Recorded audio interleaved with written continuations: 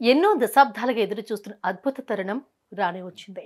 మరికొన్ని గంటల్లో జరిగే మహోన్నత కార్యక్రమాన్ని వీక్షించేందుకు యావత్ ప్రజానీకం ఎంతో ఆసక్తిగా ఎదురు చూస్తోంది. ఇప్పటికే దేశవ్యాప్తంగా పండుగ వాతావరణం నెలకొంది. అంతేకాదు రామ భక్తులు తమ భక్తిని రకరకాలుగా ప్రదర్శిస్తున్నారు.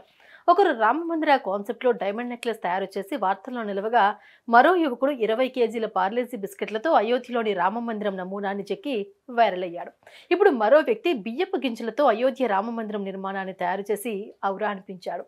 ఆ రామయ్యపై తనకున్న భక్తిని ఈ రూపంగా చాటుకున్నాడు. Gautam neuro care brain stroke, migraine, fits, brain and spine surgeries కి best neuro surgeon. Ayodhya Rama మందిరం ప్రారంభోత్సవం సందర్భంగా దేశవ్యాప్తంగా ఉన్న రామ భక్తులు తమ భక్తి భావాన్ని చాటుకుంటున్నారు. ఆ రామయ్యపై ఉన్న ప్రేమానురాగాలను తమదైన శైలిలో చూపిస్తున్నారు. రామ్ భక్తితో తమలో ఉన్న టాలెంట్ ఒక్కొక్కటిగా బయటపెడుతున్నారు.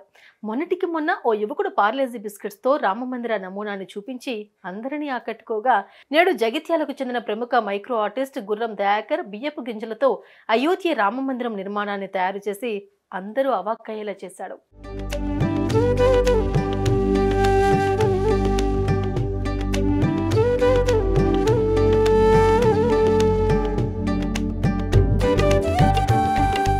జగిత్యాల జిల్లాకు చెందిన గుర్రం దయాకర్ ఈ నెల 22న అయోధ్యలో రామ మందిర ప్రారంభోత్సవాన్ని పురస్కరించుకుని బియ్యపు గింజలతో రామ మందిరాన్ని నిర్మించడానికి సంకల్పించాడు. అందుకోసం 16,000 బియ్యపు గింజలతో 60 గంటలకు పైగా శ్రమించి 5 ఇంచుల వైశాల్యంతో అరచేతిలో ఇమిడేలా రామ మందిర నమూనాను తయారు చేశారు.